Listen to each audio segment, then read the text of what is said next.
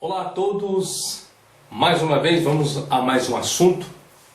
Hoje o assunto que eu vou estar tratando é de um internauta que solicitou para mim, que é o William Aparecido de Oliveira, de Goiânia, Goiás. Estava conversando com ele, dialogando, e ele me fez a seguinte pergunta: professor, a Bíblia, o conjunto de livros, os 66 livros, a Bíblia, ela é falsa?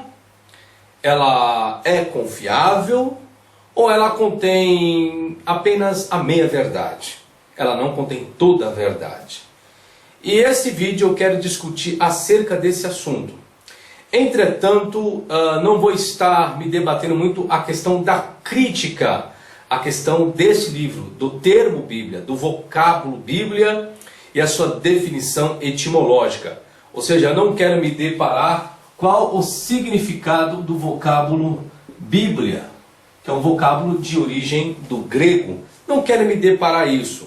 Também não quero estar me deparando ao termo Sagrada Escrituras, ou o termo Escrituras, se referindo que era Escrituras no período do próprio Cristo, no período de Paulo e no período veterotestamentário. Essa não é a discussão, e também não quero discutir o assunto, uma vez que eu não sou de fazer apologia. Se vocês estão verificando meus vídeos não são de fazer apologia. Tanto é, eu postei um último vídeo que foi acerca da crítica textual. Ali eu expliquei o que é tido os originais. Então eu não estou discutindo isso. Mas eu quero falar um pouquinho dessa questão Bíblia. Para nós chegarmos um pouquinho e entendermos, primeiro, que a Bíblia, ou seja, o livro, ele foi o livro mais raro e mais caro de sua época. Ou seja, até a invenção da máquina tipográfica por Gutenberg, foi considerado o livro, ou seja, a Bíblia sendo o livro extremamente raro e extremamente caro. Era difícil das pessoas terem um exemplar, até mesmo após a invenção da máquina tipográfica, era muito difícil das pessoas terem acesso a esse livro, a isso que nós chamamos de Bíblia. Antigamente, antes da máquina tipográfica, era feito as cópias de formas manuscritas, feito à mão o material. Então imaginemos nós o trabalho que era antes da máquina tipográfica, sendo feita todo o trabalho da tipografia por Gutenberg. Então o trabalho era muito trabalhoso, até mesmo para fazer uma tradução. Tanto é os trabalhos que tinham antigamente, as versões, igual quando nós falamos de Vulgata Latina, de Vetus Latina, de Septuaginta, vem em nossa mente que foi feito em uma gráfica. Só que não, né, gente? Eram todos trabalhos dos escribas, dos amanuenses. Eles copiavam e copiavam. Então, por isso que eu coloquei aquele vídeo dizendo que já existia as suas divergências. Os problemas já eram existenciais antes mesmo de uma padronização da escrita. Então, depois, por isso que se fala texto recepto. Ou seja, o que é um texto recepto? É um texto recebido, um texto padronizado, todas as suas estruturas, tanto consonantais como sua estrutura dentro da vocalização. Então é isso que se dá o nome de texto recepto. É um texto que foi padronizado em um certo momento, em um período da história. Falando-se da Bíblia, o acesso à Bíblia, a ela toda, foi dado em meados de 1748, quando foi impressa a primeira Bíblia em português, uma tradução feita a partir da Vulgata Latina. Então agora eu vou aqui me deparar com a Bíblia ela em português, para o nosso país, para o nosso idioma.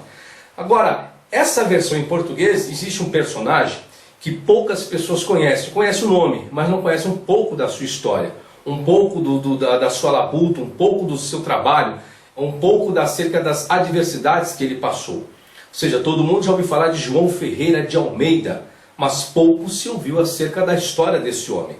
E querendo ou não, gente, por mais problemas que nós tenhamos na versão do português, mas ainda bem que existiu um homem para fazer uma versão para o português. Nós criticamos, nós temos a tendência de criticar muitas pessoas e muitos trabalhos, mas pouco nós fazemos para contribuir ou dar prosseguimento em algo que alguém um dia fez por nós. Então é fácil nós criticarmos uma versão em português, mas quem de nós já fizemos uma versão? Já tivemos o trabalho que essas pessoas tiveram lá atrás, que hoje é fácil de você conseguir publicar alguma coisa, mas naquela época não era tão fácil assim. Os problemas, as dificuldades eram maiores do que hoje. Hoje nós vemos centenas de livros sendo publicados diariamente. E naquela época, será que era tão fácil assim a publicação desses livros? Em termos de tipografia, existiam comissões antigamente que eles repreendiam, existiam comissões que não permitiam publicação de muitas coisas. E João Ferreira de Almeida passou por esse processo. João Ferreira de Almeida, mudei a história, dei um pouco dele, português da cidade de Torre de Tavares, foi casado com Lucrécia Valcoa de Leme, conhecido mais como Lucrécia de Lamos. Teve um casal de filhos. Diz também a história que seu nome está registrado na dedicatória de um de seus livros e nas atas dos presbitérios das igrejas reformadas do sudoeste da Ásia, do sudeste da Ásia, para as quais ele, João Ferreira de Almeida, trabalhou como pastor, missionário e tradutor durante a segunda metade do século XVII. Então, João Ferreira de Almeida, ele diz a história que ele começou muito jovem, aproximadamente com 14 anos de idade, já vem incumbência para ele o desejo de ele fazer uma tradução para o português, desde criança, antes de ser casado. E ele começou nessa atividade, lógico, após seu casamento, muitas coisas mudaram e depois ele retomou toda essa história. Diz a história também, começou a traduzir para o português por iniciativa própria, João Ferreira de Almeida, parte dos evangelhos e das cartas do Novo Testamento em espanhol. Ele terminou esse trabalho em 1645. Essa tradução de Almeida, ela não foi publicada. Ele permaneceu em Malaca até 1651, quando se transferiu para o presbitério da Batávia, na cidade de Jacarta. Começou a estudar teologia, João Ferreira de Almeida, e durante 3 anos seguintes trabalhou na revisão da tradução das partes do Novo Testamento feita anteriormente. Então ele começa a fazer uma revisão daquilo que ele já tinha elaborado, mas ainda não publicado.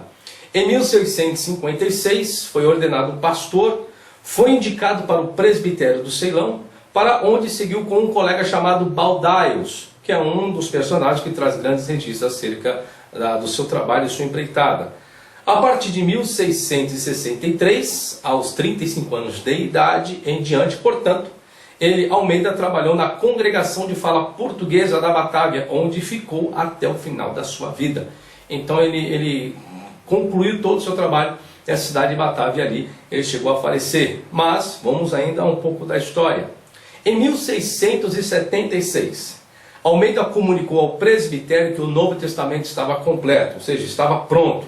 Então em 1676, o Novo Testamento estava completo de João Ferreira de Almeida. Até então, nós não tínhamos nada no nosso país a ser utilizado. Aí em 1681, na Holanda, a primeira edição do Novo Testamento de Almeida finalmente saiu da gráfica. Ou seja, quando ele termina o Novo Testamento em 1676, que ele solicita que seja feita a impressão em sua própria cidade, não conseguiu. Ele esperou-se 4 anos praticamente para que houvesse um empenho da cidade de onde ele estava para que fizesse o trabalho e a publicação daquilo que ele tinha feito. Só que ele, por seu próprio custo, suas próprias dificuldades, ele manda o seu trabalho para a Holanda e após 4 anos na Holanda ele recebe uma carta dizendo que o seu trabalho tinha sido publicado. E após 1 ano já a sua Bíblia, caso o Novo Testamento tido sido já êxito e editado na Holanda, então daí que vem para a Batávia o seu livro. Só que teve grandes problemas. O que ocorreu? Foram destruídos muitas, ou seja, dentro da cidade de Holanda, quando João Ferreira de Almeida, a comissão viu que continha muitos erros, então a comissão da Holanda solicitou que fosse destruído todas as cópias que existiam na Holanda e também todas as cópias que existiam na Batávia. Só que algumas pessoas procuraram preservar, então as pessoas começaram a copiar aquilo que já tinha sido publicado em mãos. Ou seja, então tudo que era livro teria que ser destruído, ou seja, da Bíblia, daquilo que João Ferreira de Almeida tinha feito. Só que algumas pessoas, graças a Deus, conseguiu ainda fazer uma cópia daqueles manuscritos. E diz a história que foram destruídas muitas das cópias, mas um desses volumes pode ser visto hoje no Museu Britânico em Londres. Ainda bem que ainda continuou se preservando alguma dessas cópias. Em 1683, ele completou a tradução do Pentateuco. Então, em 1676, ele lança o Novo Testamento, e em 1683, ele lança agora o Pentateuco. Ou seja, gente, não é fácil fazer um trabalho de tradução. Não é fácil. Só que no caso aqui, João Ferreira de Almeida, até então na história, ele não tinha o conhecimento de hebraico, grego, o qual a Bíblia veio com essas línguas. Ou seja, a Bíblia, dentro da história, o Antigo Testamento foi escrito em hebraico e algumas partes em aramaico. E o Novo Testamento, a sua escrita vindo em grego. Só que no tempo de João Ferreira de Almeida, assim, existia o hebraico e o grego. Só que ele não tinha o conhecimento dessas línguas até então. Então chega-se em 1691, no mês de outubro, Almeida morre. Então ele morre em 1691. Ele acaba falecendo no mês de outubro. Só que nessa ocasião da sua morte, ele ainda não havia chegado a concluir todo o Antigo Testamento. Ele para no livro de Ezequiel, capítulo número 48, versículo 21. Então ele morre e o seu trabalho chega apenas ao livro de Ezequiel. Aí quem dá continuidade ao seu trabalho, à sua tradução, foi um holandês chamado Jacobus, um pastor holandês chamado Jacobus, que dá continuidade em todo o seu trabalho e acaba concluindo o trabalho de João Ferreira de Almeida. Somente após a sua morte, a morte de João Ferreira de Almeida, em 1693, então ele morre em 1691, quando chega em 1693, é que a sua segunda versão ela é impressa na própria Batávia e distribuída. Então ele faz a revisão do Novo Testamento, dá conclusão ao trabalho, aí quando chega em 1693 é onde é publicado novamente o seu trabalho, já revisado por ele mesmo. Isso em 1693, e nós estou colocando esse vídeo hoje no ano de 2012. Lógico, eu sei que esse vídeo vai ficar por um bom tempo aí na internet e na rede. Então, sabendo que estou gravando esse vídeo em 2012. E João Ferreira de Almeida fez um trabalho em 1993, ou seja, ele eternizou um trabalho, ele eternizou um registro, ele eternizou uma história, que essa história se prolonga até os dias de hoje. Um trabalho muito árduo que ele acabou fazendo. Depois de passar por muitas mudanças, ela foi impressa na Batávia em 2 volumes. Já o trabalho completo. O primeiro volume em 1748 e o segundo volume em 1753. Então, de 1753 em diante, aí se vem todo o trabalho até hoje de João Ferreira de Almeida. Eu vou trazer apenas aqui um cronograma do que eu elaborei dentro da história. E eu vou ler para vocês. Em 1753, publicação da tradução de João Ferreira de Almeida em 3 volumes. De 2 volumes passou a 3 volumes. Em 1790, a versão de Figueiredo, elaborada a partir da Vulgata pelo padre católico Antônio Pereira de Figueiredo, publicada em 7 volumes depois de 18 anos de trabalho. Em 1819, primeira impressão da Bíblia completa em português, em um único volume. Tradução de João Ferreira de Almeida, em 1819. Aí vem a tradução impressa da Bíblia em português em um único volume. Nós estamos falando do período de 1819. Em 1898, aí vem a revisão da versão de João Ferreira de Almeida, que recebeu o nome de Revista e Corrigida. Muitas pessoas têm essa versão em casa, a Revista e Corrigida, que as pessoas falam de ARC, Almeida, Revista e Corrigida. Ou seja, a primeira revisão que é feita depois de 1819.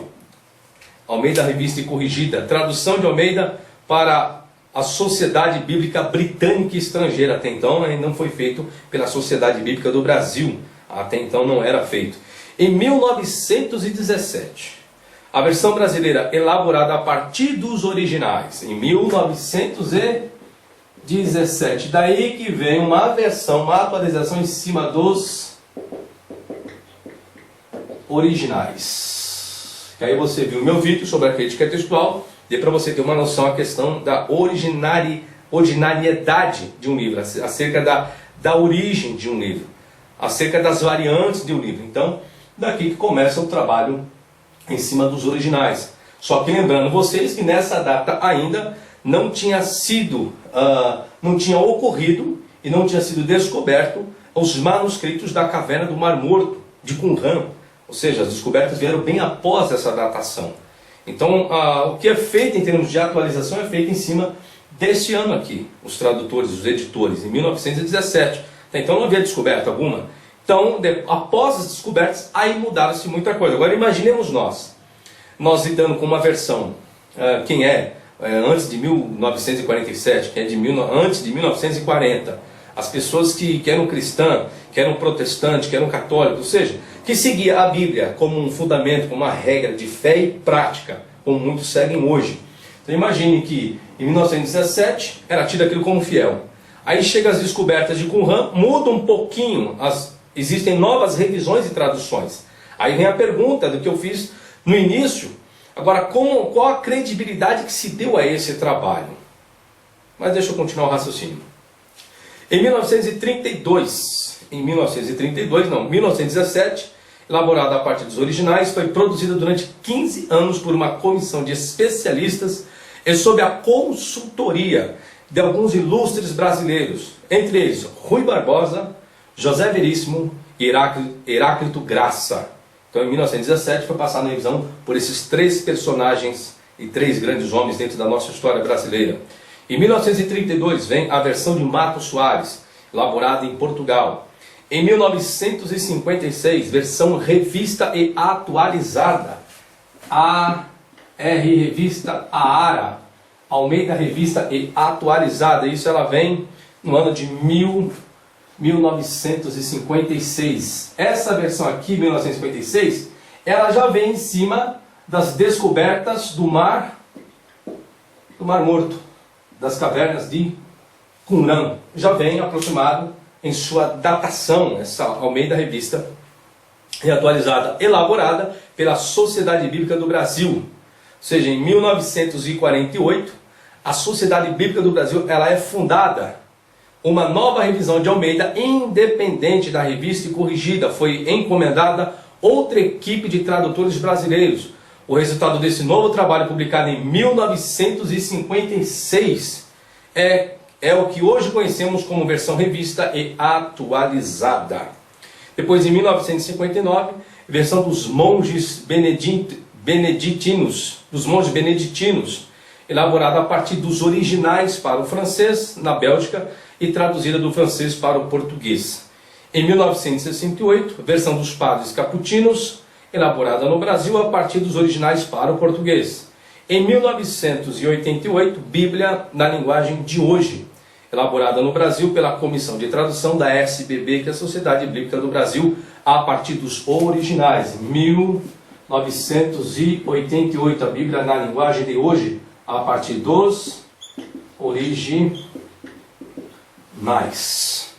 Depois nós temos, 1993, a segunda edição da revista atualizada. Segunda edição, é a segunda edição da AARA, Almeida Revista Atualizada. Ela vem no cenário em 1993, de Almeida, elaborada pela Sociedade Bíblica do Brasil. Em 1995, aí começa a proliferação. Você vê que depois de 1990, começa a proliferação. A segunda edição da versão revista e corrigida. Nossa, Almeida Revista Corrigida, que ela é de 1819, ela só vai ter uma correção nesses manuscritos em 1995. Olha o tempo que se passou daqui para cá, gente. A primeira versão agora que vai ter uma atualização, lógico, eles vão fazer isso em cima disso daqui, ó, das novas descobertas. Continuo. Em 2000, a nova tradução da linguagem de hoje, elaborada pela Comissão de Tradução da Sociedade Bíblica do Brasil. Aí agora vem a pergunta. Vamos pegar agora na história. Vamos pegar aqui, gente, 1819. As pessoas de 1819, vamos colocar que elas tinham a mesma concepção que muitos têm hoje, da inerrância das Escrituras, da inerrância da Bíblia. Só que eu trouxe uma história desse vocábulo Bíblia para a versão em português, gente. Que aqui, nós temos que agradecer pelo trabalho de João Ferreira de Almeida. Mas nós temos que tomar cuidado com a questão de uma versão. Quando eu falo de versão, eu não estou me referindo apenas ao português. Estou me referindo a qualquer versão, de qualquer outro idioma. Não há possibilidade, não tem como, nenhuma versão existencial das escrituras, dos originais hebraico, aramaico e grego, não tem como trazer ao pé da letra a riqueza que existe nos idiomas antigos para uma língua franca como a nossa. Não tem como eu traduzir do hebraico para aramaico ou o próprio grego e ter uma riqueza na versão em português a partir desses originais.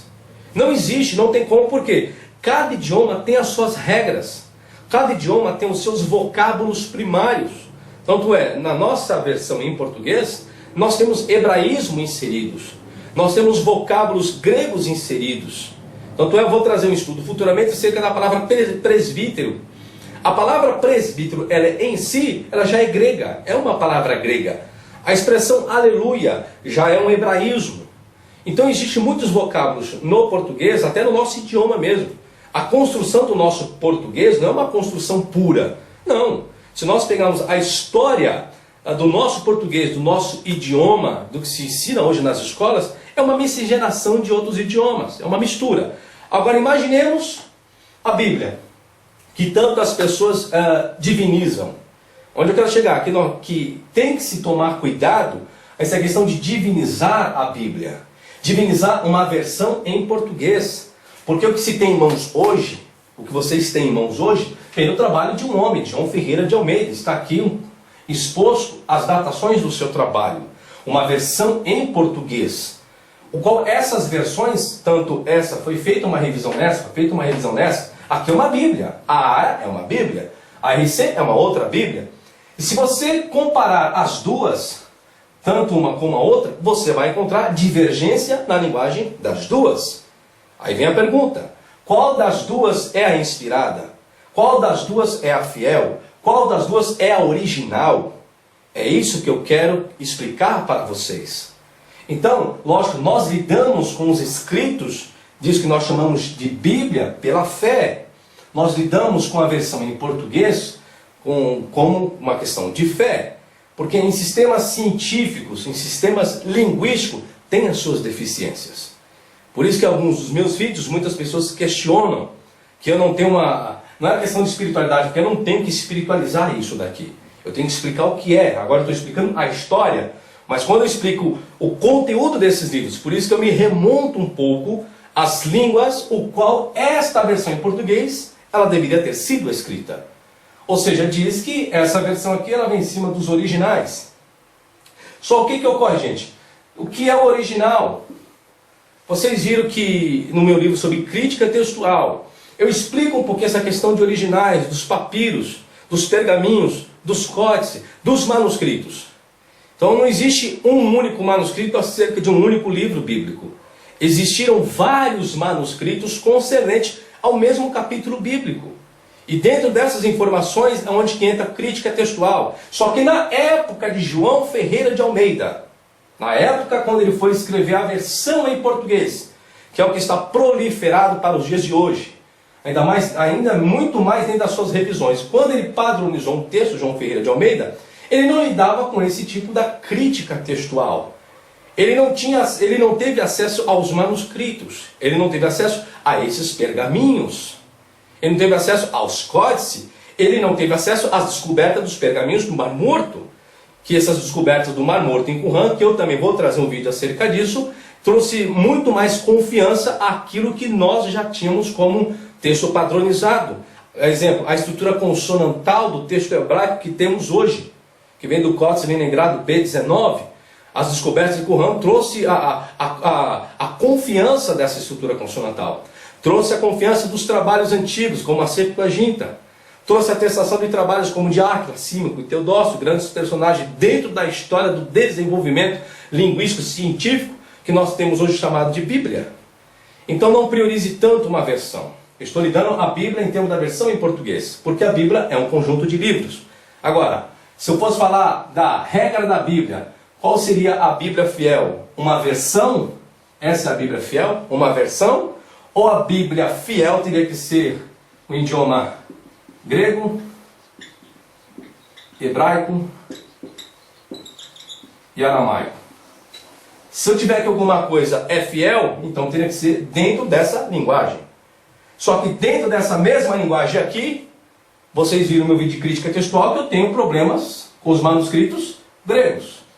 E eu vou trazer também outros vídeos que vocês vão ver que nós temos problemas com os manuscritos que se chamam de originais, os manuscritos hebraicos. Até nisso se tem problema. Eu sei que talvez são coisas que vocês nunca ouviram, mas essa é a verdade, essa é a existência. E eu vou trazer próximos vídeos para vocês compreenderem essa estrutura toda. Por que eu estou trazendo isso? Porque é muito pequeno, é coisa muito mínima, é muito pequeno. Eu radicalizar uma versão em português. Volto, nós temos que dar graças a Deus a essa versão que João Ferreira de Almeida fez, e temos que dar graças a Deus pela Sociedade Bíblica do Brasil, Sociedade Bíblica Trinitariana e tantas outras demais, que vem se empenhando e trabalhando em melhorar aquilo que muitas pessoas têm como regra de fé e prática. Tá certo, gente? Então, voltando à pergunta, qual é a pergunta que foi feita? Vocês se lembram? A Bíblia, ela é falsa, é confiável ou é meia verdade? Aí eu respondo, nenhuma dessas três. A Bíblia não é falsa, não é confiável, também não é meia verdade. Porque a Bíblia que nós utilizamos é uma versão em português. Isso é a Bíblia. Então, quando você utiliza a sua fé, aí entra a questão de fé. Quando você usa a fé, você acredita da forma que você quer sobre esse registro. Então aqui eu não estou colocando um ultimato. Ela é falsa?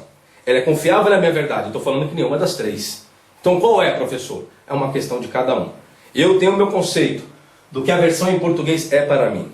Eu tenho o meu conceito do que são os manuscritos gregos. Eu tenho o meu conceito do que é o hebraico e o aramaico para mim em minhas pesquisas. Isso eu tenho. Mas quando eu publico isso, do que eu conheço, eu estou publicando o que está dizendo ali. A não ser com exceção, que também eu trouxe um julgamento, uma variante do trabalho da crítica textual, mas dentro da crítica textual, vocês viram a questão da probabilidade de se ter aquilo como é fiel, como original um texto. Então é disso que eu trabalho, é isso que eu quero colocar para vocês, mas não fechar uma coisa e muito menos discordar. Porque para que eu possa discordar de qualquer coisa que eu coloco, ou para discordar de qualquer coisa que as pessoas estão dizendo, é necessário que eu tenha fundamentos para provar que o conceito daquela pessoa esteja errado. É aí onde está o maior problema.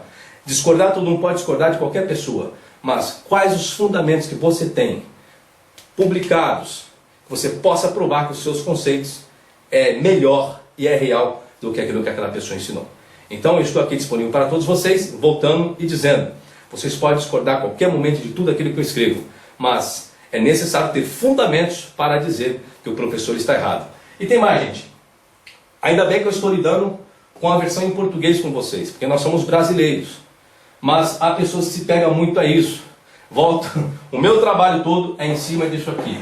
E é isso aqui que eu quero mostrar para vocês. As deficiências que existem ainda na nossa versão em português e que, infelizmente, passe o tempo que passar, não tem como trazer algo 100% em cima dela. Mas o que nós temos já é o suficiente para entendermos muitas coisas acerca da verdade daquilo que nós acreditamos. Muito obrigado, até a próxima então.